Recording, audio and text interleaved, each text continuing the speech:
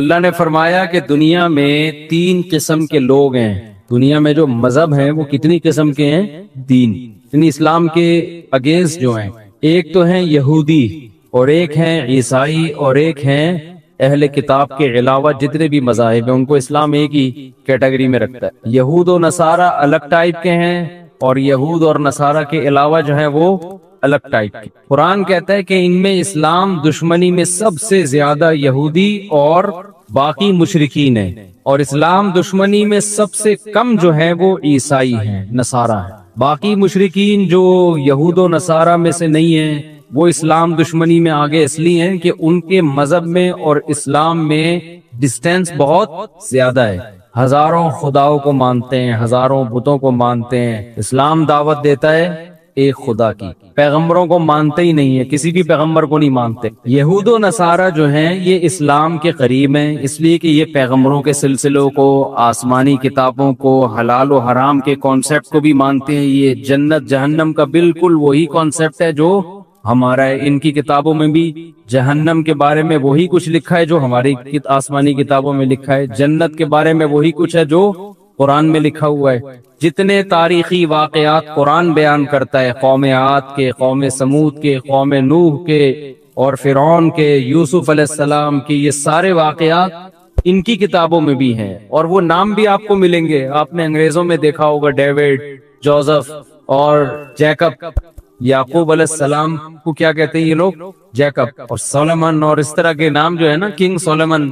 لیکن ہندوؤں میں آپ کو، سکھوں میں آپ کو ایسے نام نہیں ملیں گے. تو ہونا یہ چاہیے تھا کہ یہود اور عیسائی اسلام کے سب سے قریب ہوتے ہیں، لیکن قرآن نے کہا ان میں یہودی سب سے بڑے دشمن مشرکین کے ساتھ. وجہ کیا ہے؟ وجہ ہے یہودیوں کی جیلسی، کیونکہ اللہ تعالیٰ نے اہل یہود کو نوازا بہت تھا. کل جو ہم نے سورت پڑھی تھی اس میں موسیٰ علیہ السلام نے ذکر کیا، اذ جعل فیکم انبیاء وجعلکم ملوکا. اے میری قوم، اللہ کی اس نعمت کو یاد کرو، اس نے تمہارے اندر پیغمبر پیدا کیے اور تمہیں زمین میں بادشاہ بنایا. ملوک، بادشاہ بھی تمہیں میں ہوا کرتے تھے. وَآتَاكُمْ مَا لَمْ يُؤْتِ أَحَدًا مِّنَ الْعَالَمِينَ. تمہیں وہ کچھ دیا جو جہان میں کسی اور کو نہیں دیا. علم بھی ان کے پاس، دین کا علم بھی، دنیا کا علم بھی. لیکن ان کے اندر ایک تکبر پیدا ہو گیا. یہ کہنے لگے کہ قوم پرستی پیدا ہو گئی. یہ سمجھنے لگے کہ ہمیں جو اللہ نے اتنا نوازا ہے ہماری قومیت کی بیس پہ، حالانکہ اللہ نے نوازا تھا عمل کی بیس پہ. عمل چھوٹ گیا. اب یہ دعوے کہ ہم چونکہ یہود ہیں ہم جنت میں جائیں گے، ہم تو اللہ کے معاذ اللہ بیٹوں کی طرح ہیں. قرآن نے کہا کہ یہ تمہارے دعوے تمہارے خود ساختہ ہیں. تم نے پیغمبروں کا انکار کیا، پیغمبروں کو قتل کیا، خاص طور پر عیسیٰ ابن مریم کے ساتھ جو کچھ تم نے کیا. پھر تم نے محمد صلی اللہ علیہ وسلم کا انکار کیا. تو یہ اس خوش فہمی میں مت رہو کہ اللہ تمہارے ساتھ اب وہی معاملہ کرے گا جو پہلے کیا کرتا. تو ان کو جیلسی ہوئی کہ ایک امی پیغمبر جو نہ لکھنا جانتے ہیں نہ پڑھنا جانتے ہیں، وہ قوم جو جاہل قوم تھی، عرب تو جاہل لوگ تھے، ان کو ہم اپنا باپ کیسے بنا لیں؟ سمجھ رہے ہیں؟ ان کو ہم اپنا امام کیسے بنا لیں؟ کل تک تو وہ ہم سے پوچھا کرتے تھے. اس حسد کی آگ میں بھڑکنے کی وجہ سے انہوں نے اسلام دشمنی میں سب سے زیادہ پہل کی. تبھی آج دیکھیں نا کہ فلسطین پر قبضے کا دعویٰ اور حقدار عیسائی اپنے آپ کو نہیں کہتے، حالانکہ عیسائیوں کی بھی حکومتیں رہی ہیں. حضرت عیسیٰ علیہ السلام، حضرت مریم، یہ پوری تاریخ بیت المقدس کی وابستہ ہے عیسائیوں کے ساتھ. لیکن کوشش میں کون لگا ہوا ہے؟ یہودی. وجہ کیا ہے؟ وہ کہتے ہیں ہماری وہی خلافت جو پہلے تھی دنیا میں، اور بیت المقدس کے ذریعے ہم، یہ مرکز تھا پوری دنیا کا، تو یہ بیت اللہ کیوں مرکز بن گیا؟ مکہ مکرمہ کیوں مرکز بن گیا؟ ساری دنیا وہاں کیوں جاتی ہے، یہاں کیوں نہیں آتی؟ سمجھ رہے ہیں کہ نہیں سمجھ رہے ہیں؟ تو یہ جیلسی، حسد حسد حسد، جس کا نتیجہ یہ نکلا کہ وہ اسلام دشمنی میں سب سے آگے بڑھ گئے. اور قرآن کہتا ہے وَلَا تَجِدَنَّ أَقْرَبَهُمْ مَوَدَّةً لِّلَّذِينَ آمَنُوا الَّذِينَ قَالُوا إِنَّا نَصَارَىٰ. اس کے برعکس جو عیسائی ہیں وہ دوسرے مذاہب کی نسبت اسلام سے سب سے زیادہ قریب ہے. وجہ کیا ہے؟ وجہ ان کے مذہب کی کچھ ایسی تعلیمات ہیں، ان تعلیمات نے ان کو ان برائیوں سے روکا ہے جو برائیاں یہود میں تھی. بعض دفعہ مذہب میں کچھ ایسی چیزیں ہوتی ہیں کہ مذہب ان چیزوں کو بہت ہائی لائٹ کرتا ہے تو اس سے کچھ خیر کی چیزیں آپ کے اندر رہ جاتی ہیں، غلط ہو کے بھی رہ جاتی ہیں۔ وہ چیزیں کیا ہیں؟ بِأَنَّ مِنْهُمْ قِسِيسِينَ وَرُهْبَانًا، عیسائیوں نے نا ایک چیز خود سے ایجاد کی تھی اپنے مذہب میں، رہبانیت، دنیا سے بے رغبتی۔ جو جتنا زیادہ دنیا سے دور بھاگے گا اتنا ہی نیک ہوگا۔ اب یہ ابتدعوها، قرآن کہتا ہے خود گڑھا انہوں نے یہ فلسفہ، غلط تھا، لیکن بہرحال اس کا ایک فائدہ یہ ہوا کہ جب انسان کے دل میں دنیا کی لالچ ختم ہو جاتی ہے تو اس کے لیے حق کو قبول کرنا آسان ہو جاتا، کیونکہ وہ ذہنی طور پر اس کے لیے تیار ہے پہلے سے۔ ہمارے والد صاحب ایک واقعہ بیان کرتے تھے کہ ہندوستان میں ایک پنڈت تھا یا کوئی ہندوؤں کا کوئی بڑا تھا، وہ عجیب عجیب کمالات دکھاتا تھا نا، شعبدے، یہ کر دیا، یوں کر دیا، ایسے میز کو اوپر اٹھا لیا، ہوتے نا شعبدے۔ مسمرزم کا بڑا وہ ہیپناٹائز ہوتا ہے، ایک مسمرزم ہوتا ہے کہ دماغ پہ قبضہ کر لیتے ہیں۔ تو ایک بزرگ گئے اس کے پاس اور ان سے بولا کہ یار یہ تیرے اندر یہ کمال کیسے پیدا ہوا ہے؟ تو چیزوں پہ توجہ مرکوز کرتا ہے، وہ چیز اٹھا لیتا ہے، ٹھیک ہے نا؟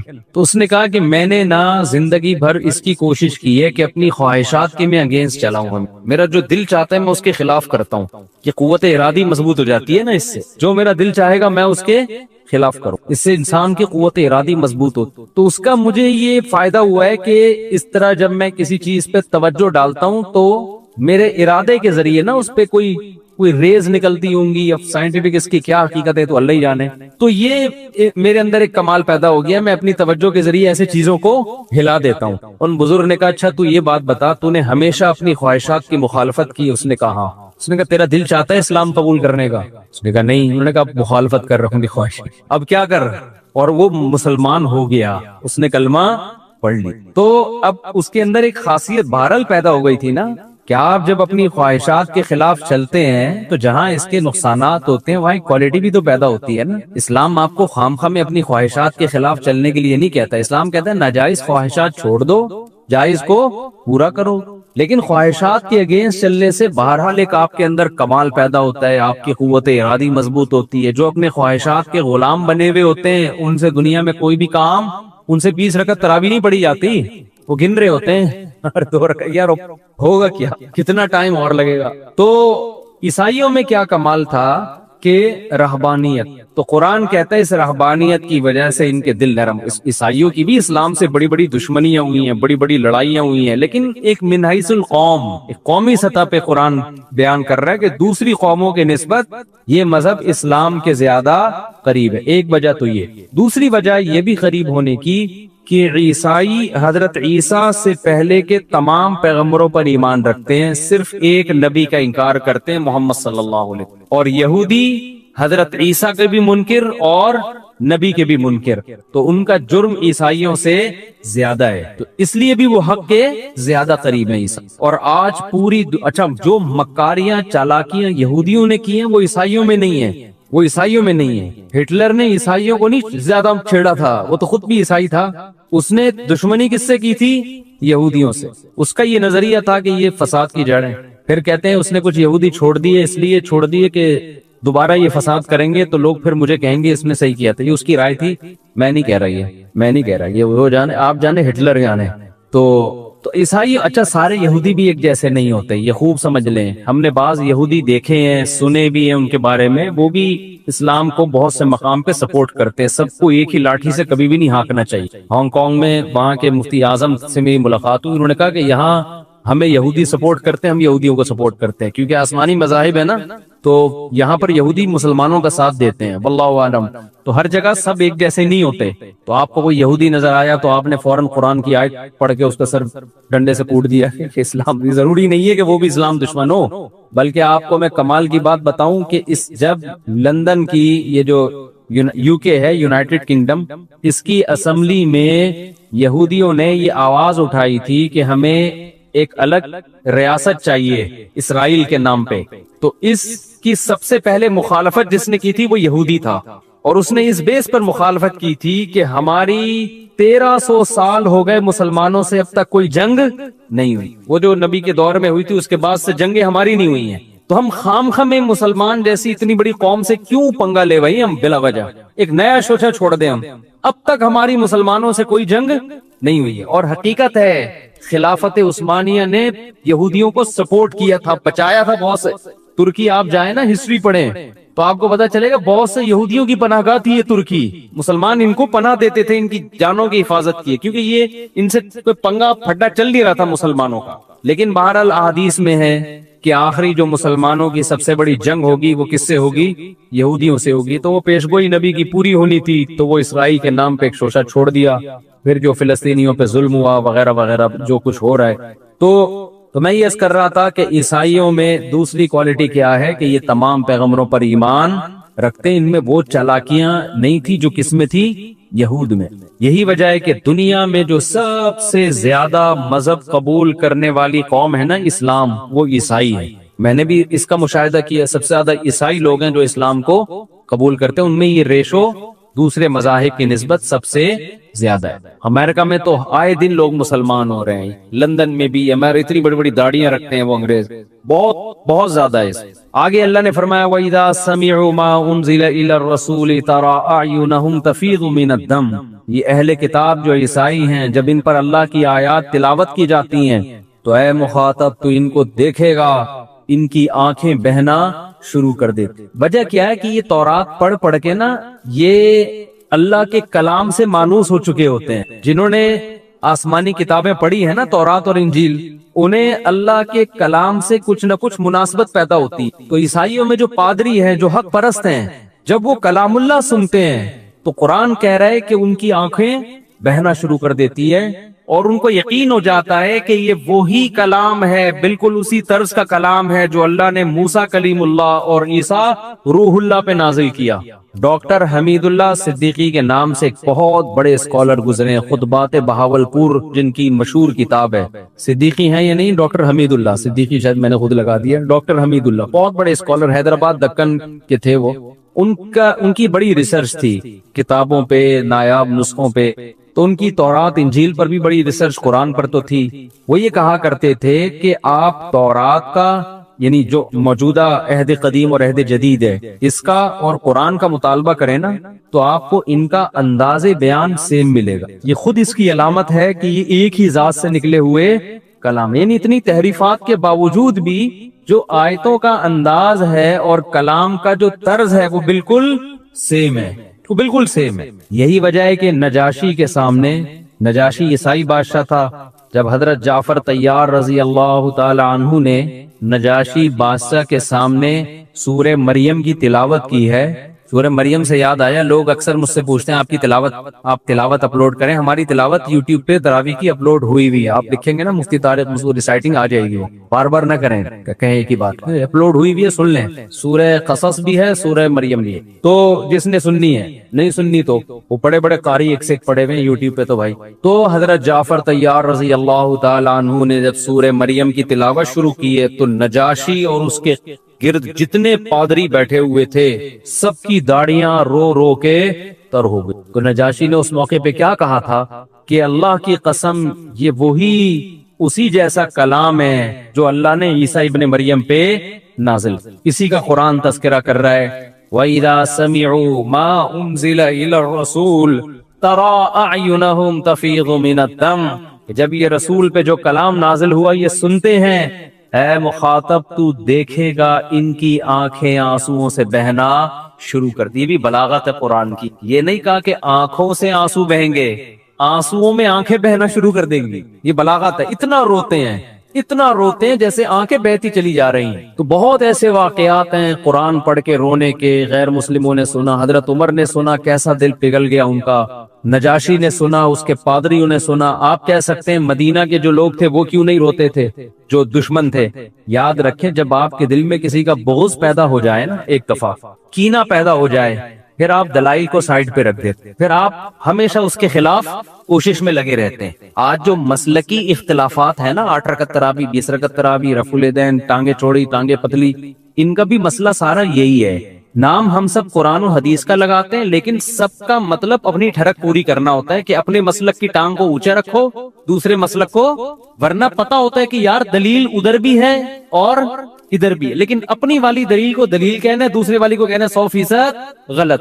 یہ ٹھڑک چل رہی ہے آج کل مارکیٹ میں. لیبل کیا لگایا جا رہا ہے قرآن و حدیث کا، سمجھ رہے ہو نا، لیبل قرآن و حدیث کا، کیونکہ ہمیں تو صبح و شام تجربہ ہوتا ہے. جب آپ دلائل دینا شروع کرتے ہو تو نہیں یہ ضعیف ہے، یہ یوں ہے تو یہ یوں ہے، خام خواہ کے فتوے ٹھوکنا شروع.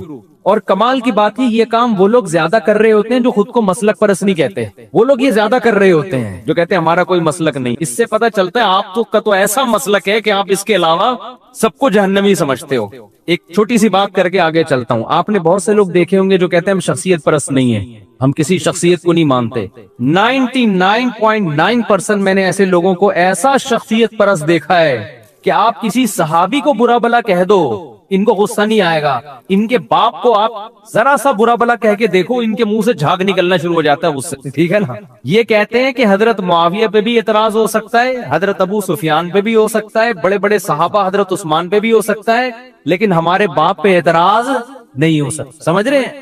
ہمارے باپ کے بارے میں اگر کسی نے بتا دیا نا، روحانی باپ بتا دیا نا کسی نے کہ یہ محترم نے غلطی کی اور یہ 100% غلطی ہے، تو یہ ایسا جھاگ ان کے منہ سے نکلتا ہے نا غصے میں.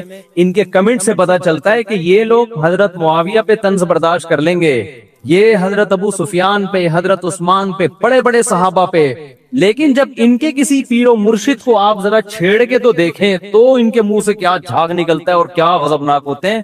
ان کے خلاف یہ ایک حرف سننا پسند نہیں کرتے. ہمارے حضرت نے ایک دور میں کتاب لکھی، ایک مشہور شخصیت، انہوں نے صحابہ پہ بڑے اعتراضات کیے تھے.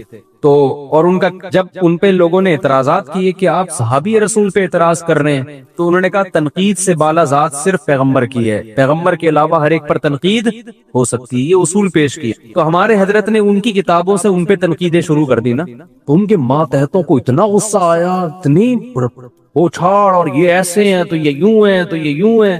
انہوں نے فرمایا کہ تم عجیب لوگ ہو، صحابہ کو تو تم تنقید سے بالا تر نہیں سمجھتے، لیکن جب تمہارے پیر و مرشد، تمہارے امیر پر تنقید کی جاتی ہے تو بجائے ٹھنڈے دل آرام سے سن کے تمیز سے اس کا جواب دو. ایسا نہیں کرتے، ایک دم جھاگ اگلنا شروع.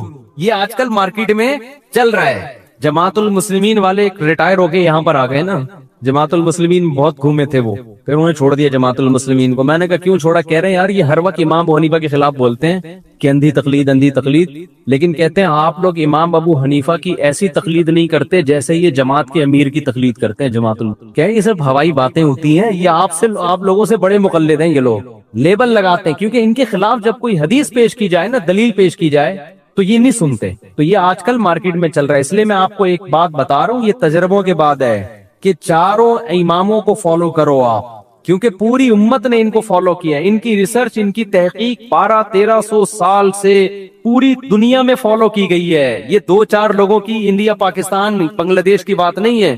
پوری دنیا میں جب سے یہ فقہ مرتب ہوئے انہی چاروں کو فالو کیا جا رہا ہے. ان سے اگر ہٹو گے تو قرآن و حدیث کے نام پہ ایسے بے لگام ہوگے نا، آپ اس کو قرآن و حدیث سمجھ رہے ہوگے لیکن وہ آپ کی خواہشات ہوں گی یا آپ کا اپنا ٹیکنیکل فالٹ ہوگا جو حدیث سمجھنے میں آپ نے غلطی کی ہوگی. امت ایسے ہی اتنی بڑی چیز پہ جمع تھوڑی ہو گئی ہے. اگر ہم شخصیت پرست ہوتے تو ہم آپ کو صرف امام ابو حنیفہ کی دعوت دے رہے ہوتے. ہم تو کہتے ہیں بڑے بڑے فقہاء ہیں جن کا نصاب مرتب ہو چکا ہے، جن کی کتابیں مرتب ہو چکی ہیں، صدیوں سے یہ دنیا میں نافذ ہیں، انہی میں سے کسی ایک کو فالو کر لو بس. اگر ہٹو گے نا، آج کے اسکالرز کے پیچھے جاؤ گے تو تمہیں اللہ کے راستے سے ہٹا دیں گے. لیبل بہت اچھے لگے ہوئے ہوں گے اور تم ان کو قرآن و حدیث اس لیے سمجھو گے کہ تمہارے پاس خود قرآن و حدیث کا علم نہیں ہے. اس لیے کم علمی کی وجہ سے آپ سمجھ رہے ہوگے یہ دلیل سے بات کر رہا ہے. سمجھتے ہو کہ نہیں سمجھتے؟ خیر، تو اللہ نے کیا فرمایا؟ اذا سمعوا ما انزل الى الرسول. قرآن سن کے رونا جو ہے نا، یہ ہمیشہ سے اہل اسلام کی بھی عادت رہی ہے. جو غیر مسلم سنا کرتے تھے ان کی. میں جب ملیشیا میں تھا تو ہم کہیں گھومنے پھرنے کے لیے نکلے تو ساحل سمندر پہ میں نے 2 عیسائی دیکھے، کوئی بیٹھا ہوا دم کر رہا ہے ان کے اوپر نا. میں گیا انٹرویو لینے کے لیے ان سے، میں نے پوچھا کیا ہے، کیا کر رہے ہیں؟ انہوں نے کہا یہ سورہ رحمان پڑھ کے ہم پہ دم کر رہے ہیں، کوئی مولوی صاحب. میں نے کہا آپ کا مذہب کیا ہے؟ انہوں نے کہا ہم عیسائی ہیں. تو میں نے کہا آپ تو عیسائی ہیں تو سورہ رحمان کا دم کیوں کروا رہے ہیں؟ انہوں نے کہا ہم جب قرآن کا دم اپنے اوپر کرواتے ہیں نا کسی بھی مولوی صاحب سے یا کہیں سے بھی، قرآن کی آیتیں ہیں تو ہمیں سکون ملتا ہے اس سے. تو یہ قرآن کے مزاج میں یہ چیز داخل ہے، قرآن کی روح میں یہ چیز داخل ہے کہ اس کی تلاوت انسان کے دلوں کو سکون دی. آج تو لوگ سمجھتے نہیں ہیں نا کیا پڑھا جا رہا ہے، اس لیے اثر ہی نہیں ہوتا. تو قرآن کو سمجھنے کی کوشش کرنی چاہیے. صحابہ کے ایسے واقعات ہیں، حضرت عمر رضی اللہ تعالیٰ عنہ فجر کی نماز میں جب تلاوت کرتے اتنا روتے، بعض دفعہ کہتے ہیں رو رو کے گر جایا کرتے تھے، بیمار ہو جایا کرتے تھے. حضرت عکرمہ رضی اللہ رحمہ اللہ تعالیٰ جو حضرت عبداللہ بن عباس کے شاگرد ہیں، قرآن کی تلاوت سے پہلے اس کو آنکھوں سے لگاتے اور کہتے ھذا کلام ربی ھذا عہد و منشور ربی، یہ میرے رب کا کلام ہے، یہ معمولی کتاب نہیں، اور یہ میرے رب کا عہد نامہ ہے، منشور ہے، میرے رب نے اس میں قوانین بیان کیے ہیں، منشور ہے، یہ میرے رب نے اس کتاب میں مجھ سے کچھ معاہدے کیے ہیں. تو یہ اتنی عظیم کتاب ہے جس میں میرا رب مجھ سے کہہ رہا ہے تم اپنی ذمہ داری پوری کرو، یہ کرو، اور میں اس کے بدلے میں تمہیں یہ دوں گا. تو اتنی عظیم کتاب ہے، پھر اس کو آنکھوں سے لگاتے، اس کا بوسہ لیتے اور پھر رونا شروع کر دیا کرتے تھے. تو ہمارے اسلاف نے اس کی بڑی قدر کی ہے. آج ہمارے گھروں سے قرآن نکل گیا، بچوں کو سکھانا بھی چھوڑ دیا ہے. سیکھ جاتے ہیں مدرسوں میں، کہیں اسکولوں میں، تو تلاوت ہی نہیں کرتے، پورے سال قرآن بند رہتا ہے. اعراف کہتے ہیں، یہ جو اعراف کا لفظ نکلا ہے نا، یا تو عرف الدیگ سے نکلا ہے، مرغے کی جو بانک ہوتی ہے نا اس کو کہتے ہیں، بلند ہوتی ہے نا، اوپر کی طرف جاتی ہے. یا یہ معرفت اور عرف سے نکلا ہے، پہچان سے، عرفان پہچان کو کہتے ہیں. اصل میں جنت اور جہنم کے درمیان میں ایک دیوار ہے جس پہ کچھ لوگ ہوں گے جن کو جنتی بھی نظر آئیں گے اور جہنمی بھی. اب یا تو یہ لوگ اس دیوار کے اوپر ہوں گے یا اس دیوار کے بیچ میں دروازہ ہے وہاں ہوں گے. تو یہ جنتیوں سے بھی بات چیت کریں گے اور جہنمیوں سے بھی. تو ان لوگوں کا مکالمہ اللہ تعالیٰ نے سورہ اعراف میں ذکر کیا ہے. یہ کون لوگ ہوں گے؟ بہت سارے اقوال ہیں مفسرین کے کہ وہ لوگ جو جنت اور جہنم کے بیچ میں ہوں گے، نہ ادھر نہ ادھر. تو راجح تفسیر کے مطابق یہ وہ لوگ ہوں گے جن کی نیکیاں اور برائیاں دونوں کا وزن برابر ہوگا. بعض لوگ ویٹنگ لسٹ میں ڈال دیے جاتے ہیں نا، ویٹنگ، تو ان کی نیکیاں اور برائیوں کا ویٹ برابر.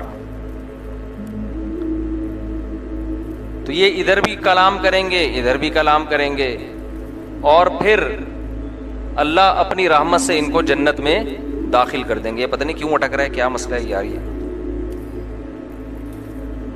اب صحیح ہو گیا صحیح، جلدی صحیح کر لیں اس کو.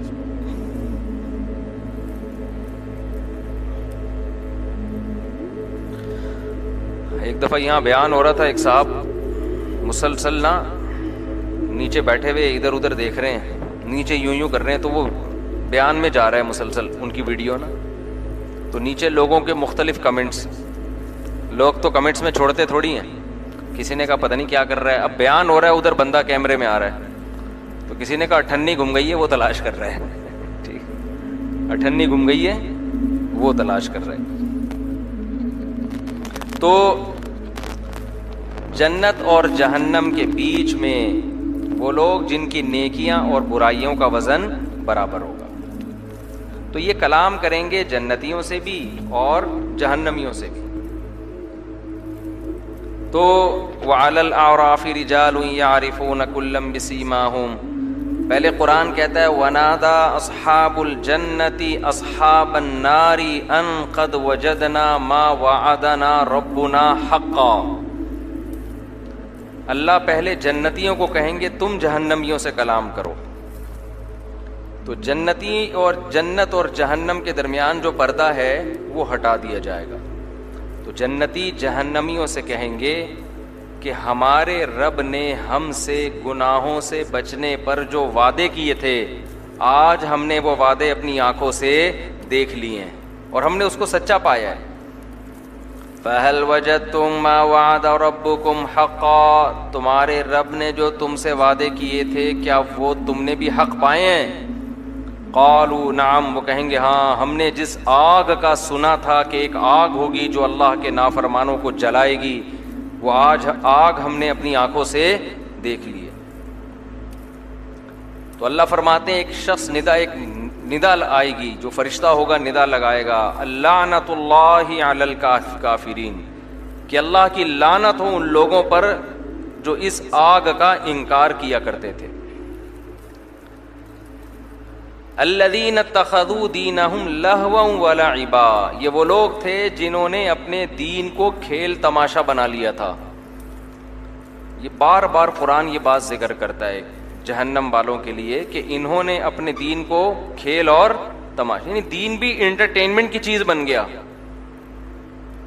کل ہم نے پڑھا تھا نا کہ قرآن کن چیزوں کو فوکس کرتا ہے، والدین کے ساتھ اچھا سلوک کرو، اللہ کے ساتھ شرک مت کرو، یتیم کا مال مت کھاؤ، جھوٹ مت بولو، کردار میں ایک نمبری، بے حیائی کے قریب مت جاؤ۔ تو ان چیزوں کو چھوڑ کر دین کس چیز کو بنا لیا؟ یعنی دین کو بھی ایک انٹرٹینمنٹ کی چیز بنا لیا،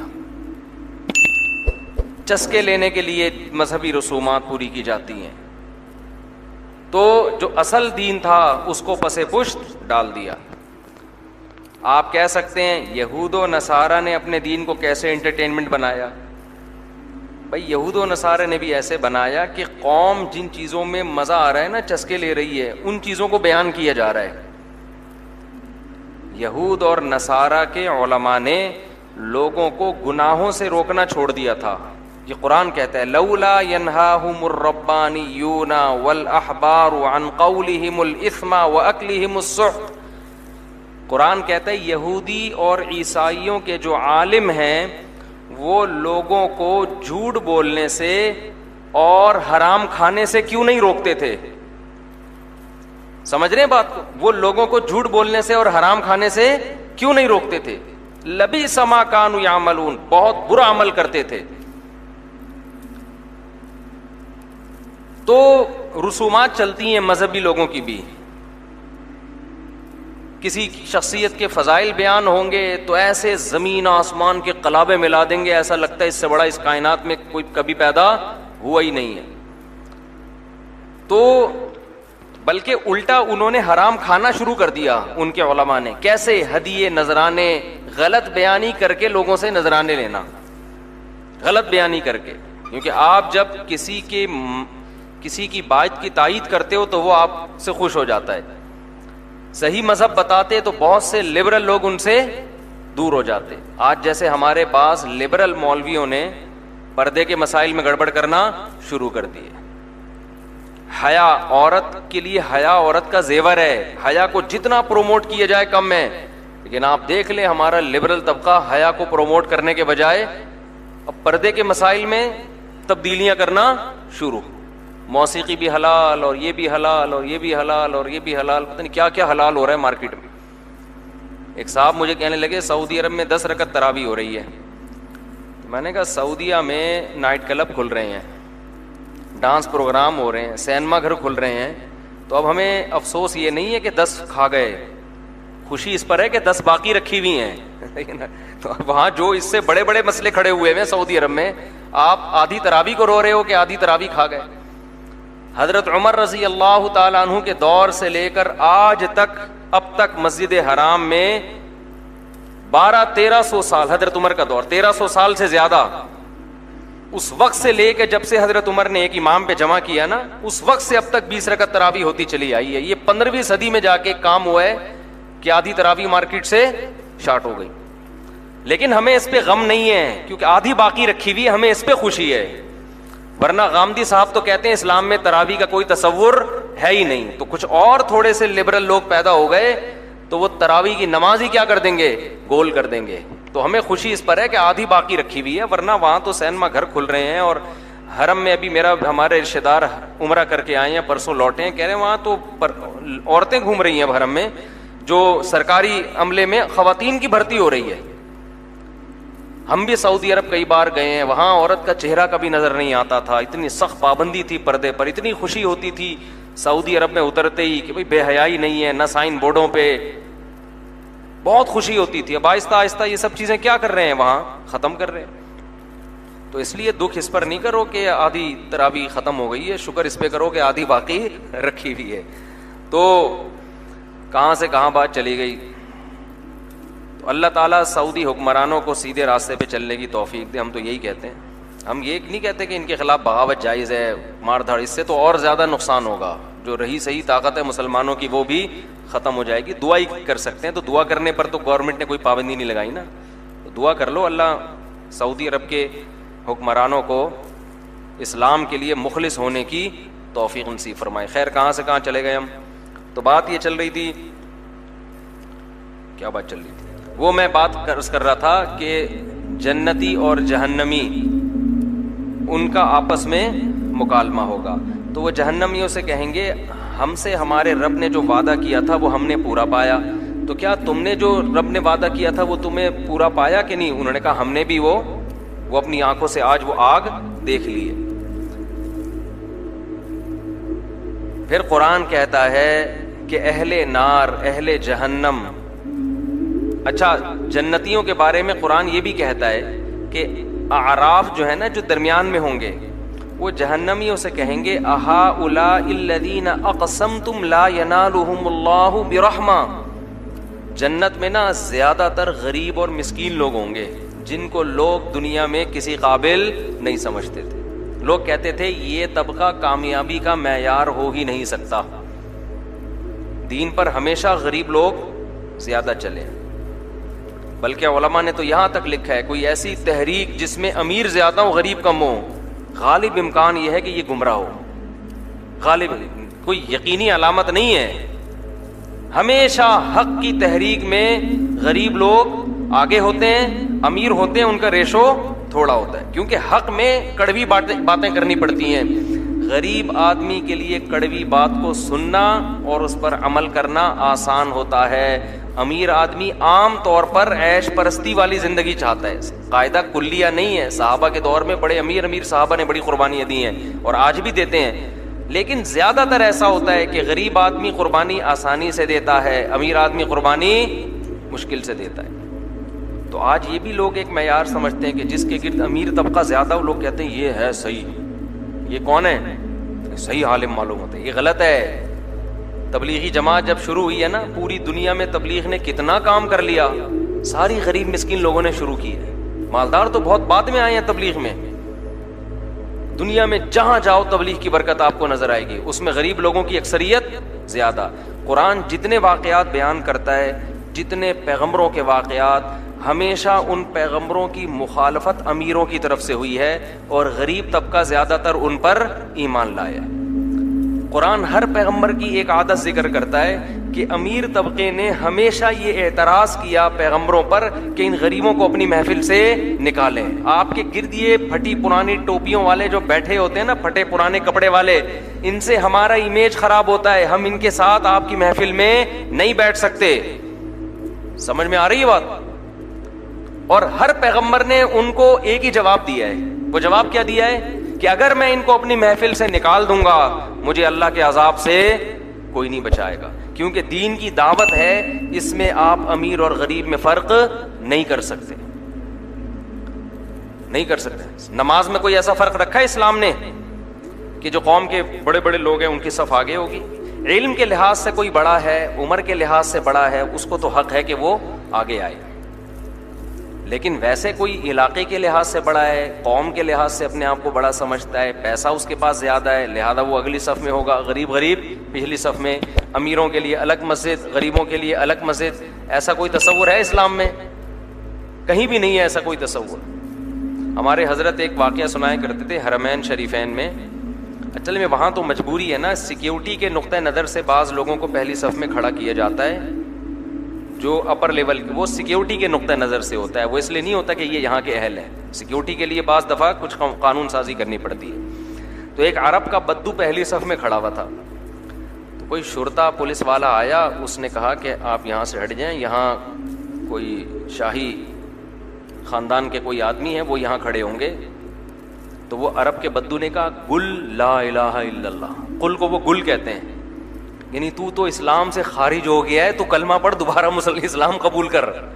یعنی تو کیسی باتیں کر رہا ہے, اللہ کا گھر ہے یہاں پر, تو کہہ رہا ہے کہ اللہ کے گھر میں شاہی خاندان کا آدمی یہاں کھڑا ہوگا اور میں کھڑے نہیں ہوں, یعنی تو اللہ کے گھر میں گویا شرک کر رہا ہے.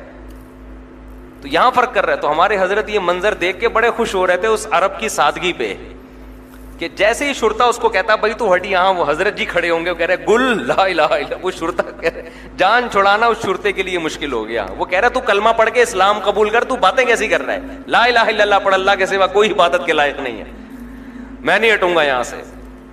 تو اللہ کی نظر میں دیکھو, نبی صلی اللہ علیہ وسلم کی خدمت میں ایک نابینا غریب صحابی آئے. آپ صلی اللہ علیہ وسلم مالدار صحابہ کو تبلیغ کر رہے, مالدار مشرکین کو تبلیغ کر رہے تھے.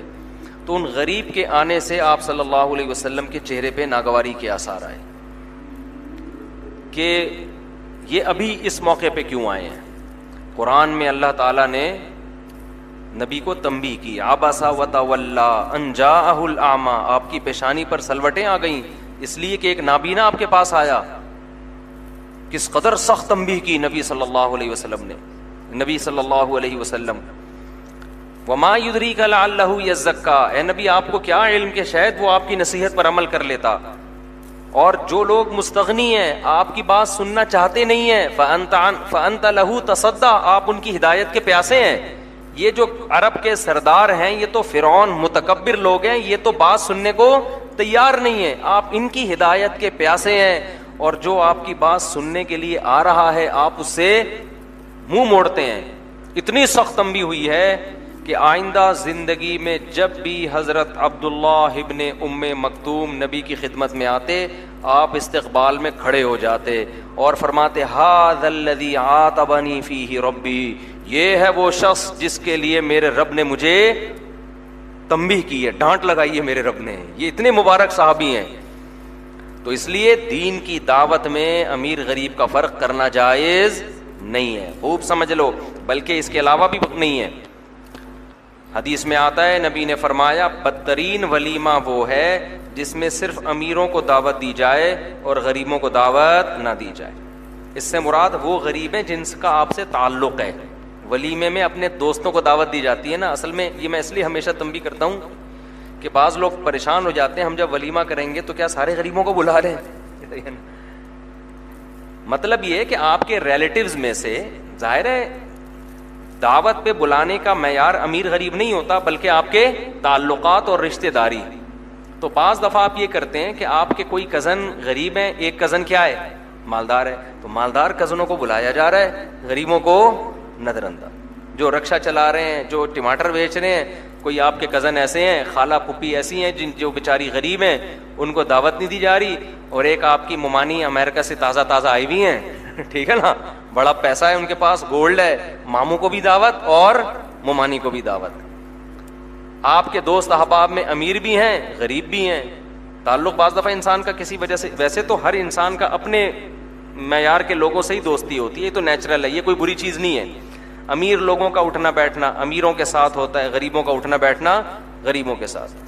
دوستی تو کسی سے بھی ہو سکتی, لیکن کسی بیس پر اگر کوئی تعلق قائم ہو گیا تو صرف اس کو غریب ہونے کی بیس پہ نظر انداز کرنا یہ شریعت کی نظر میں بہت بری حرکت. ہوتا یہ ہے کہ جب آپ کرتے ہیں نا کوئی ولیمہ یا کوئی بڑی دعوت, آپ کے ریلیٹیوز میں غریب بھی ہیں امیر بھی ہیں, تو آپ امیروں کو دعوت دیتے ہو, غریبوں کو بلاتے ہوئے آپ کو شرم آ رہی ہوتی ہے کہ جب وہ آئے گا نا بنیان میں یا دھوتی میں یا بیچارہ سیدھے سادے سے کپڑوں میں آئے گا, تو میں انٹروڈکشن کرواتے ہوئے مجھے شرم آئے گی. اپنے دوست پوچھیں گے یہ کون ہے بھائی جس کی ایک شلوار اوپر جا رہی ہے اور ایک شلوار نیچے جا رہی ہے, یہ کون ہے؟ آپ بتائیں گے میرے ماموں ہیں.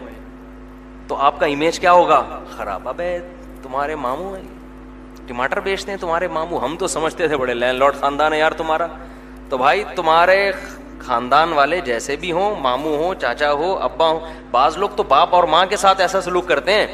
اللہ نے کچھ بنا دیا, ابا بیچارے دیہاتی سیدھے سادے, تو کسی کو یہ بتاتے ہوئے شرم محسوس کر رہے ہوتے ہیں میرے ابا ہیں. یہاں تک تکبر پیدا ہو جاتا ہے انسان میں, تو یہ بڑی غلط حرکت ہے.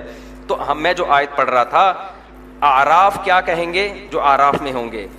جہنمیوں سے کہیں گے کہ کیا یہ ہیں وہ غریب لوگ جن کے بارے میں تم یہ قسمیں اٹھا کے کہا کر سکتے تھے کہ یہ سیدھے راستے پہ ہو ہی نہیں سکتے, سیدھے راستے پہ تو ہمارے جیسے ویل ایجوکیٹڈ اور ویل نون پرسن اور جو قوم کے نباز سمجھے جاتے ہیں, یہ رکشے والے, ٹیکسی والے اور ٹماٹر والے. یہ کہاں کامیاب ہو سکتے ہیں؟ تو وہ آراف تو دونوں طرف دیکھ رہے ہوں گے نا. تو وہ جہنمیوں کو کہیں گے دیکھو آج اللہ نے ان کو کیسی اپنی رحمت میں جگہ دی ہے. اس لیے کہ اللہ کے ہاں کامیابی کا معیار رکشا ٹیکسی یا لینڈ کروزر نہیں ہے. اللہ کے ہاں کامیابی کا معیار کیا ہے؟ اعمال ہیں. تو یہ سیدھے راستے پر تھے اور تمہاری دولت نے تمہیں لگا دیا عیاشی پر. پھر قرآن کہتا ہے کہ ونادا اصحاب النار اصحاب الجنہ ان افیضوا علینا من الماء. جہنمی جنتیوں سے کہیں گے کہ ہمیں تھوڑا سا پانی اس جنت میں سے دے دو. تو جنتی جواب میں کہیں گے ان اللہ حرمہما علی الکافرین. اللہ نے یہ کافروں پر حرام کر دیے. جو جنت اور جہنم پر یقین ہی نہیں رکھتے تھے آج وہ جنت کی نعمتوں سے لطف اندوز نہیں ہو سکتے. اور قرآن کہتا ہے پھر ہم ان کو یہ کہیں گے الیوم ننساہم کما نسوا لقاء یومہم ھذا. یہ آیت بہت امپورٹنٹ ہے کہ ہم آج کے دن ان کو ایسے بھول جائیں گے جیسے یہ لوگ اس آخرت کے دن کو بھول گئے تھے. آپ بتاؤ آج دنیا میں اکثریت آخرت کو بھول بیٹھی ہے کہ نہیں بیٹھی ہے؟ ہر وقت دنیا کی بات، ہر وقت کاروبار کی بات، ہر وقت ترقی کی بات، ہر وقت صحت کی بات. یوٹیوب پہ آپ کو صحت کے اتنے آپ کو ٹوٹکے ملیں گے، یہ کھاؤ، یہ نہیں کھاؤ، یہ ایسے چلو، ایسے لائف اسٹائل. موٹیویشنل اسپیکر آپ کو ملیں گے، کامیاب لائف گزارنے کے طریقے آپ کو بیان کر رہے ہوں گے. ساری تقریروں کا سیاستدانوں کو دیکھ لو، صبح و شام اپوزیشن کو دیکھ لو، گورنمنٹ کو دیکھ لو، ہر وقت دنیا دنیا دنیا دنیا دنیا. بس ایسا لگتا ہے یہی ہے سب کچھ. جبکہ اللہ کیا کہتا ہے وَمَا الْحَيَاةُ الدُّنْيَا إِلَّا مَتَاعُ الْغُرُورِ. یہ دھوکے کا گھر ہے، تھوڑے دنوں کی زندگی ہے، یہ ختم ہونے والی ہے. اور ایسے ختم ہوگی کہ جب ختم ہوگی نا تم سے پوچھا جائے گا کتنے دن دنیا میں رہے تھے تو تم کہو گے ایک دن بھی ہم دنیا میں نہیں گزار کر آئے ہیں. اتنا تھوڑا تمہیں یہ ٹائم لگے گا. اور اس میں ہماری پوری زندگی کا محور کیا ہے، کوشش کیا ہے؟ یہ زندگی دیکھو ہم کروڑوں سال سے نہیں تھے اور کروڑوں سال تک نہیں ہوں گے. درمیان میں 50 60 70 سال ملے ہیں. اس کی حیثیت 2% کی ہے. اتنی بڑی لائف میں کتنے سال دے دیے اللہ نے بیچ میں ہمیں؟ 50 60 70 سال. اس میں بھی 15 سال تو بلوغت کے نکال دو، سوچنے سمجھنے میں ہی لگ جاتے ہیں. وہ بچہ ہوتا ہے اس کو کیا پتا ہوتا. پھر آخری 15 سال بڑھاپے میں لگا دو جس میں آدمی گردے پھیپڑے کی سیٹنگ میں ہی لگا رہتا ہے کہ کبھی کڈنی کا مسئلہ ہو رہا ہے تو شوگر اوپر جا رہی ہے تو شوگر نیچے لاؤ تو پھر بی پی نیچے جا رہا ہے، بی پی کو اوپر کرو تو پھر اور چیزیں بھی اوپر ہو جاتی ہیں. وہ اسی سیٹنگ میں کیا کرتا ہے؟ لگا رہتا ہے. پھر وہ تو آخرت تو ایک طرف ہو گئی. وہ کہہ رہا ہے بھائی میرے کڈنی کا علاج کا بتا دے کوئی، میرا لیور کام نہیں کر رہا. میرے پاس ایک صاحب آئے کہ میرے سر پہ بال نہیں نکل رہے. میں نے کہا تھوڑے دن صبر کر لو. کہہ رہے ہیں کیا بال آ جائیں گے؟ میں نے کہا ٹینشن ختم ہو جائے گی بالوں کی. کہہ رہے ہیں کیوں؟ میں نے کہا اس لیے کہ اس سے بڑی پرابلم شروع ہو جائے گی. اس سے بڑی پرابلم ہے کڈنی کام کرنا چھوڑے گا، ہارٹ کے مسائل ہو جائیں گے تو بالوں کو بھول جاؤ. وہ ایک صاحب نے کہا تھا نا کہ حضرت مجھے نصیحت کر رہے تھے بیان میں ہنسایا نہ کریں. دیکھیں مجبوری ہے. بات اسی طرح سمجھ میں آتی ہے نا. اگر میں ایسے ہی سینگ لگا کے بیان کرنا شروع کر دوں تو بور ہو جائیں گے، سونا شروع کر دیں گے. تو وہ جو ہے نا وہ ایک آدمی نے، ایک غریب آدمی چلا گیا نا نجومی کے پاس. ایسے ہی چٹکلا ہے، نجومیوں کو کچھ نہیں پتا ہوتا.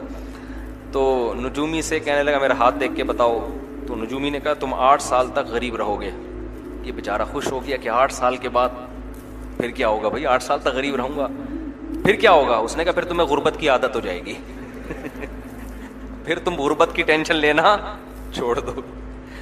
تو آپ بالوں کو رو رہے ہو کہ بال نہیں اگ رہے، بال سفید ہو رہے ہیں، یہ کمر جھک رہی ہے، اسکن خراب ہو رہی ہے. ابھی اس سے بڑے مسائل کھڑے ہونے والے ہیں. اسکن جائے گی تیل لینے، ٹھیک ہے نا. آپ بولو گے یار دل کسی طرح سے میرا کیا ہو جائے، سیٹ ہو جائے. ایک وال بند ہو گیا، وہ کام نہیں کر رہا. اور جتنے دنوں میں جا کے ایک وال کھولنے کی کوشش کرو گے اتنے دنوں میں دوسرا بھی بند ہو چکا ہوگا. حضرت مجذوب رحمۃ اللہ علیہ بڑا حضرت حکیم الامہ کے شاگرد تھے نا، مرید تھے. تو بڑے زبردست شاعر تھے. وہ شعر پڑھا کرتے تھے تجھے پہلے بچپن نے برسوں کھلایا، جوانی نے پھر تجھ کو مجنوں بنایا. پہلے تو بچپن میں تو برسوں تو بچپن میں گزر گئے، اس میں تو کھیل کود میں زندگی ضائع کی. جوانی نے پھر تجھ کو مجنوں بنایا, جوانی میں دیوانہ بن کے زندگی گزارتا ہے, وہ اس میں برباد ہو جاتی ہے. بڑھاپے نے پھر آ کے کیا کیا ستایا, پھر ایک ٹائم آئے گا بڑھاپا, اس میں ایسا ستائے گا نا تجھے, یہ مسئلہ. پھر آگے کہتے ہیں اجل تیرا کر دے گی بالکل صفایا, یعنی موت تیرا بالکل صفایا. تو 4 اسٹیپ ہیں انسان کے. بچپن ہے, اس میں تو ہوش ہی نہیں ہوتا, کھیل کود میں ہی, اس میں تو ماں باپ پال رہے ہوتے ہیں, خود اپنے آپ کو پالتا بھی نہیں ہے. جوانی میں سیٹنگ میں نمبروں کے اس میں بیلنس, ایزی لوڈ, 500 روپے 1000 روپے, اور اس سے سیٹنگ, اس سے چکر, اسی ٹینشن میں. ٹینشن تو نہیں, انٹرٹینمنٹ ہے یہ, اس میں ٹائم ضائع کر دیتا ہے. اور پھر بڑھاپا جیسے ہی آنا شروع ہوتا ہے تو وہ ساری سیٹنگیں آہستہ آہستہ ختم, سیٹنگوں کے جذبے ہی ختم ہونا شروع ہو جاتے ہیں, ٹھیک ہے نا, صحت ہی اجازت نہیں دیتی, جذبے ہی ختم ہو جاتے ہیں. تو پھر اپنی صحت کی فکر میں کہ یار جو ہے اس کو, جیسے یہ جو باڈی بلڈر ہوتے ہیں نا, باڈی بلڈر, رمضان میں ان کو پتا ہے کہ ہم ماس گین نہیں کر سکتے, جتنے بھی باڈی بلڈر ہیں, کیونکہ ماس گین کرنے کے لیے پانی پینا پڑتا ہے. آپ صبح سحری میں جتنے بھی بکرے کھا لیں تو اس کے بعد دن بھر پانی نہیں پئیں گے تو وہ ماس نہیں گین ہوتا. تو باڈی بلڈروں کو جو روزے رکھتے ہیں ان کو رمضان میں نصیحت کی جاتی ہے, بھائی اس میں ماس گین تو نہیں ہوگا آپ کا, جتنا ہے اس کو بچانے کے ٹوٹکے ہم آپ کو بتا دیتے ہیں. ایسے ہی ہے نا کہ رمضان میں ہم آپ کو ایسے ٹوٹکے بتاتے ہیں کہ روزہ رکھیں, جتنے ہیں اتنے ہی رہیں, کم نہ ہو, ورنہ رمضان میں اس کا امکان ہوتا ہے کہ جو ہے اس سے بھی جائیں گے آپ. تو بڑھاپا جب شروع ہوتا ہے تو انسان صحت کو بچانے کی فکر میں لگ جائے, اس کو پتا ہے اب مزید پاورفل تو میں بن نہیں سکتا, جو ہے کسی طرح اسی کو مینٹین رکھو, بچ جائے یہ سب, جتنے بال سر پہ رہ گئے ہیں اس کو کسی طرح کیل سے ٹھوک کے جوڑ دوں میں, اندر رہیں گے. جتنے سفید ہو گئے وہ تو کالے ہو نہیں سکتے, تھوڑا اسپیڈ سے لو ہو جائے, لیکن بالآخر کب تک لڑے گا. وہ میرا شعر ہے نا, کب تک چھپو گے پیڑوں کی آڑ میں, کبھی تو ملو گے لنڈا بازار میں. بڑے بڑے مالدار لوگ بھی بالآخر لنڈا بازار میں گھومتے ہوئے نظر آتے ہیں, جو وہاں سے پینٹ خرید کے بولتے ہیں ہم نے طارق روڈ سے خریدی ہے, تو پتہ نہیں چلتا. کیونکہ میں نے ایک دفعہ طارق روڈ سے اوریجنل جیکٹ خریدی, لوگ اس کو لنڈا بازار کی کہہ رہے تھے, میں نے کہا پھر آئندہ لنڈے سے ہی خریدیں گے ہم, ٹھیک ہے نا. تو جو ہے نا, تو خیر, تو اجل تیرا کر دے گی بالکل صفایا.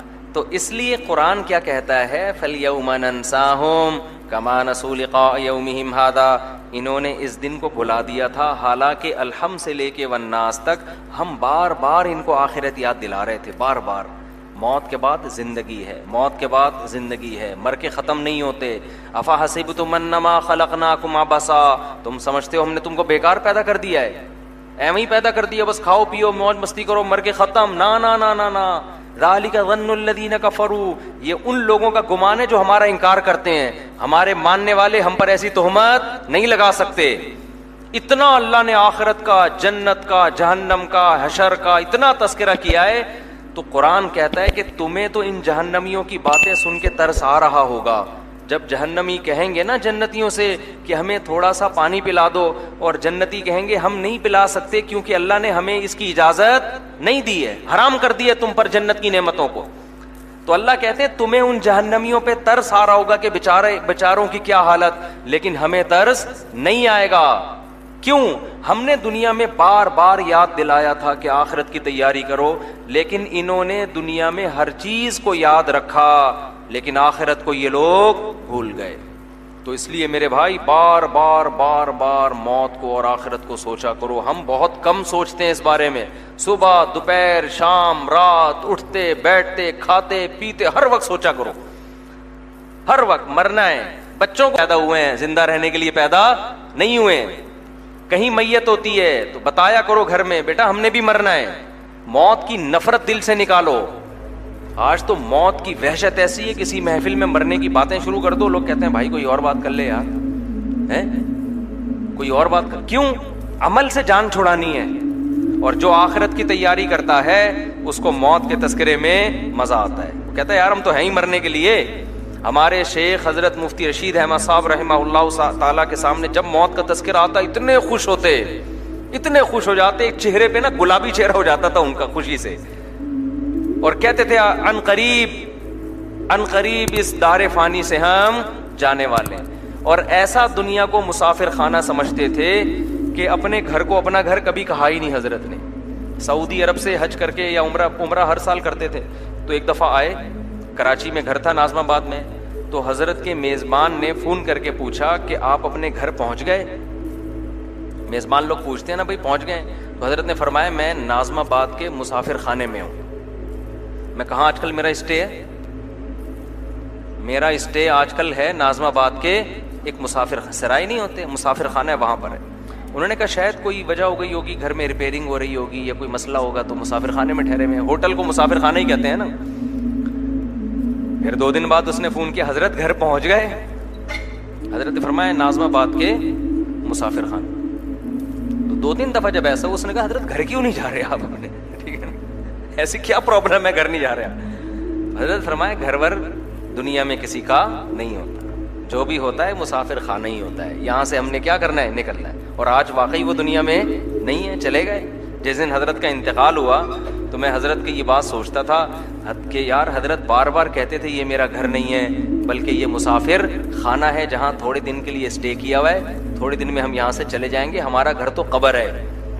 تو جب حضرت کا جنازہ پڑا ہوا تھا نا اور میت حضرت کے گھر سے نکل رہی تھی تو میں کہتا تھا واقعی آپ صحیح کہا کرتے تھے, یہ تو ہم بے وقوف تھے جو ایسی باتوں کو سمجھتے نہیں تھے. تو بھائی گھر ور کسی کا بھی نہیں ہے, یہ دیواریں اینٹوں سے دل بالکل بھی نہ لگاؤ, یہ بے وقوفوں والی باتیں ہیں, پاگلوں والی, جن کے اوپر کوئی ٹیکنیکل فالٹ ہوتا ہے نا, وہی اینٹوں اور دیواروں کو سمجھتے ہیں کس کا ہے, میرا ہے, میرا بے وقوفوں والی باتیں ہیں.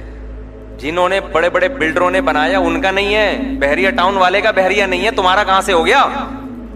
بحریہ ٹاؤن والا بھی تھوڑے دنوں میں مرے گا, میت اٹھے گی, قبر میں ڈال ڈول کے آ جائیں گے, پھر وارثین میں کیس چلے گا, کس کا ہے؟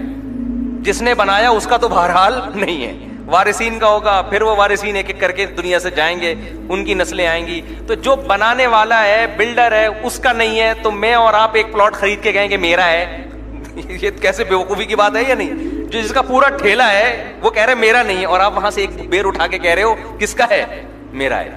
تو یہ حماقت کی باتیں, ان کو میرے بھائی چھوڑ دینا چاہیے. جب بولے نا یہ گھر میرا ہے تو دل میں سوچ لیا کریں کہ اللہ اوپر سے کہہ رہا ہوں, اے اللہ, کیونکہ اگر میں یہ بولوں گا کہ میرا نہیں ہے تو قبضہ نہ کر لے کہیں کوئی, اچھا تو نے تیرا نہیں, اوپر سے کہہ رہا ہوں میرا ہے اللہ, ورنہ مجھے پتا ہے میرا اس دنیا میں یہ کپڑے میرے نہیں ہیں, یہ کپڑے میرے نہیں ہیں. تو اس لیے قرآن کیا کہتا ہے, فَالْيَوْمَ نَنْسَاهُمْ, آج ہم ان کو ایسے بھولیں گے جیسے یہ آخرت کو بھول گئے تھے. اس لیے قرآن تہجد میں جو اہل ایمان کی دعاؤں کا تذکرہ کرتا ہے اس میں آخرت کی دعائیں, کہ ہمارے نیک بندے رات کو اٹھ کے کیا مانگتے ہیں اللہ سے, آخرت, کیونکہ وہ دنیا کو سمجھتے ہیں مسافر خانہ ہے, جانا ہے یہاں سے, تو آخرت مانگتے ہیں اللہ آخرت دے دے.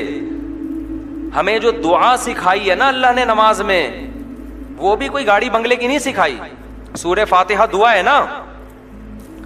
تو اللہ ہمیں دعا یہ بھی سکھا سکتا تھا نماز میں کھڑے ہو کر تم یہ دعا مانگو, الحمدللہ رب العالمین الرحمن الرحیم مالک یوم الدین ایاک نعبد و ایاک نستعین. اللہ کی حمد و ثنا ہو گئی, ایگریمنٹ ہو گیا, اب دعا. اب اللہ کہتا ہے اب جو مرضی مانگو. ہم الٹی چیزیں مانگ رہے ہوتے, کوئی کہہ رہا ہوتا ہے اللہ میرا رنگ گورا کر دے, کوئی کہہ رہا ہوتا ہے اللہ میرے سر پہ بال نکال دے, کوئی کہہ رہا ہوتا ہے اللہ میرا رکشا بکوا دے, کوئی کہہ رہا ہوتا ہے میرا روزگار دلوا دے. اللہ کو پتہ ہے کہ نماز کی حالت میں کھڑے ہو ایسی چیز مانگو جو اس وقت مانگنے کی. یہ سب چھوٹی موٹی چیزیں, قارون سے زیادہ پیسہ نہیں مل سکتا تمہیں.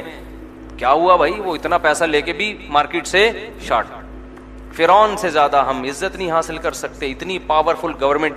ہم تو سیاسی لیڈر بن کے وقتی طور پہ وزیر اعظم بننے کی, آج ہمیں دیکھو, ہمیں تو پتہ ہے نا کہ ووٹ نہیں ملے گا, اس لیے الیکشن میں کھڑے نہیں ہوتے. ورنہ آپ میں سے کسی کو پتہ چل جائے کہ آپ کھڑے ہوئے تو وزیر اعظم بن جاؤ گے, ایسا زور لگائے گا نا.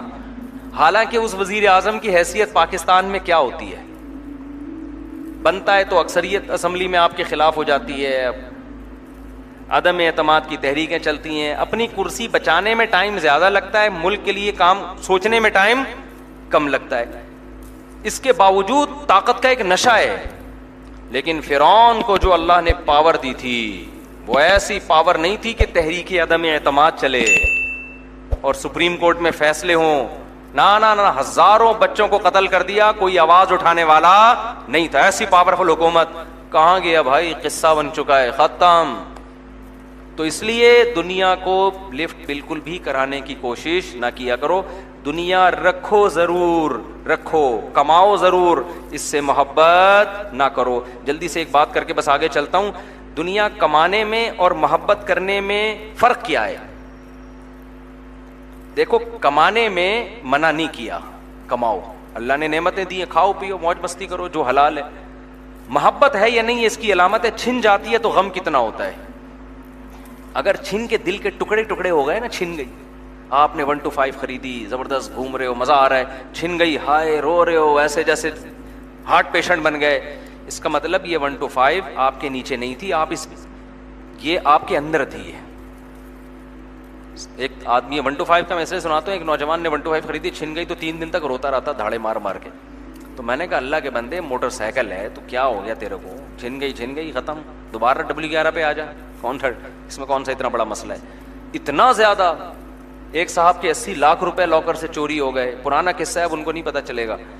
اتنی ٹینشن میں میرے پاس آئے، یار میرے لاکر سے 80۔ میں نے کہا بھائی صبح ناشتہ مل رہا ہے آپ کو؟ کہہ رہے ہاں، وہ تو میں پراٹھا کھایا تھا میں نے کہا دوپہر کے کھانے کا انتظام ہے؟ کہہ رہے ہاں۔ میں نے کہا رات ڈنر ہو جاتا ہے؟ میں نے کہا بس اتنی ضرورت ہے، باقی یہ گریوی تھی۔ یہ کیا تھا؟ یہ گریویاں تھیں، کوئی لے گیا تو اتنی بڑی ٹینشن نہیں ہے۔ آپ ہوٹل میں کھانا کھانے کے لیے بیٹھے، آپ نے پیسے دیے 150-200 روپے، بریانی کی پلیٹ آ گئی، آپ نے پوری کھا لی۔ اب آپ نے گریوی منگوائی، گریوی وہ لے کر آیا، کوئی چور لے کے بھاگ گیا، اب آپ پھوٹ پھوٹ کے تھوڑی رو گے، آپ بولو گے یار جتنے پیسے میں نے دیے تو وہ تو میں کھا چکا ہوں، ٹھیک ہے نا، پیٹ میرا بھر گیا، یہ کیا، یہ تو روٹی بیوہ ہو گئی تھی۔ بھائی سالن ختم ہو جاتا ہے نا، روٹی بچ جاتی ہے تو روٹی بیوہ ہو جاتی ہے، تو روٹی کو بیوہ ہونے سے بچانے کے لیے نہاری کی گریوی منگوائی جاتی ہے کہ یار 2 نوالے رہ گئے، یہ بھی ہم ختم کر دیں گے۔ تو پیٹ تو آپ کا بھر چکا ہے، اب تو یہ گریوی چل رہی تھی۔ تو پیٹ بھرنے کے لیے 2 وقت کا کھانا، رات سر چھپانے کے لیے جگہ، اور جسم کسی بڑی بیماری سے محفوظ ہو، اتنا کافی ہے۔ باقی سب کیا چل رہا ہے؟ گریویاں۔ تو گریویوں کے چھننے پہ جو روتا ہے، غمزدہ ہوتا ہے۔ ایک صاحب نے بحریہ ٹاؤن میں کروڑوں روپے لگا دیے، وہ بحریہ ٹاؤن کی اس زمانے میں قیمتیں آ گئیں دھڑام سے نیچے، ان کے کروڑوں روپے ڈوب گئے، ایسے ٹینشن میں پھر رہے ہیں، ہائے ہائے ہائے ہائے ہائے ہائے۔ میں نے کہا ان کو پتہ نہیں کس بات کی ٹینشن ہو رہی ہے، اتنا ہٹا کٹا آدمی ماشاءاللہ، لگ رہا ہے غریبی سے زیادہ کھا رہا ہے یہ۔ تو اس لیے دل نہ لگاؤ، دل بالکل بھی دنیا کو لفٹ، بار بار سوچا کرو بھائی مر جائیں گے، ختم ہو جائے گا سب، صحیح ہے نا۔ لائف کو انجوائے اسی طرح کرتا ہے انسان۔ دل لگانے کی چیز ہے آخرت، وَإِنَّ الدَّارَ الْآخِرَةَ لَهِيَ الْحَيَوَانُ، اللہ کہہ رہے اصل آخرت ہے کروڑوں اربوں سال کی زندگی جو کبھی ختم ہونے والی نہیں۔ علامہ مناوی رحمۃ اللہ علیہ ایک بہت بڑے مفسر ہیں، ایک خوبصورت مثال دیتے ہیں، کہتے ہیں اگر دنیا اللہ ہمیں اتنی نعمت دے دے دنیا میں کہ یہاں حوریں بھی دے دے ہمیں، یہاں ہمیں ہزار ہزار گز کے سونے چاندی کے بنے ہوئے محلات بھی دے دے، اور ان محلوں میں چشمے جاری کر دے، کروڑوں روپے دے دے، اور اللہ ہم سے وعدہ کرے جنت میں تمہیں مٹی کے گھر ملیں گے، گدھے پہ سواری ہوگی اور مسور کی دال کھانے کو ملے گی۔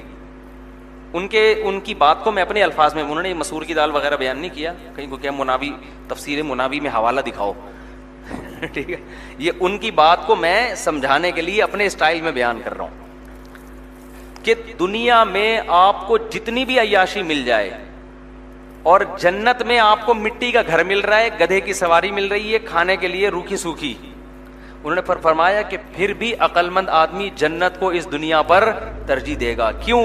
یہاں کے سونے کے محلات بھی ختم ہو جائیں گے تھوڑے دنوں میں، جوانی بڑھاپے میں تبدیل، کتنا ہی مالدار ہو بڑھاپے کو بریک لگا سکتا ہے؟ اصل میں ابھی جوان لوگ بیٹھے ہوئے ہو نا، بڑھاپا سمجھ میں آ نہیں رہا آپ کے، جب آئے گا نا پھر کہو گے یار یہ تو صحیح کہہ رہے تھے مولوی صاحب۔ کتنا ہی صحت بنا لو، روزانہ جم جاؤ، روزانہ بکرے پھوڑو، روزانہ کولیسٹرول لیول چیک کرو، روزانہ اپنی شوگر ٹیسٹ کرو، کسی کا باپ بھی آپ کو بوڑھا ہونے سے نہیں روک سکتا۔ آج تک اس کائنات میں کوئی ایسا پیدا ہوا ہی نہیں ہے۔ اتنی بڑی حقیقت ہے بڑھاپا، ایج فیکٹر جسے کہتے ہیں۔ تو ایج کی ایک حقیقت ہے، بڑھاپا آئے گا، اور پھر اس کے بعد بڑھاپا کو بھی انسان غنیمت سمجھے گا کہ مرا نہیں ہوں، زندہ ہوں۔ بالآخر ایک دن جنازے کا اعلان ہوگا۔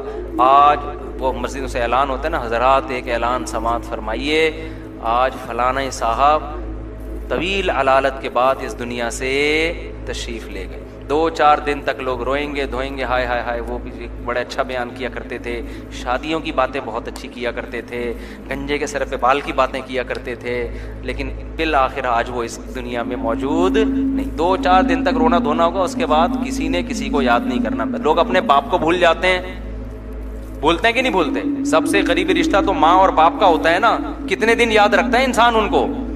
तो हम और आपको कौन याद रखेगा मेरे भाई? ना इंसानों से दिल लगाओ, और ये जो बोथ वो क्या है, both are made for each other जो है ना, टोपी ड्रामे छोड़ दो। जब कोई लड़की बोला करे ना both are made for each other, या लड़की को कोई लड़का बोले मैं तुम्हारे लिए बनाऊं, तो उसको बोले ठीक है जिस दिन मैं मरूंगा ना तो तू भी मर जाना मेरे साथ, खबर में आ जाना। आपसे कितनी मोहब्बत करती हो, जब आप मरोगे थोड़े दिनों में रोएगी धोएगी, उसके बाद भूल भुलैया। वरना सारी बेवा औरतें अपने शौहर के साथ मरती, बेवा हो 10-10 साल बेवा रहती हैं, ठीक है ना।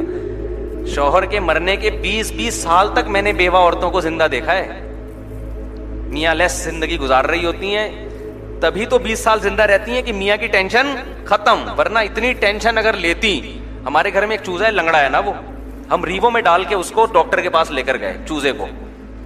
अच्छा लोग देख रहे हैं मुफ्ती तारिक मसूद साहब जा रहे हैं, गार्ड बैठे हुए हैं, इधर लोग हैं, पता नहीं ये प्रोटोकॉल निकलेगा क्या अंदर से ना, कोई बम निकलेगा, चूजा निकला अंदर से, लंगड़ा वो भी इतना सा ना, इंक्यूबेटर में निकला है।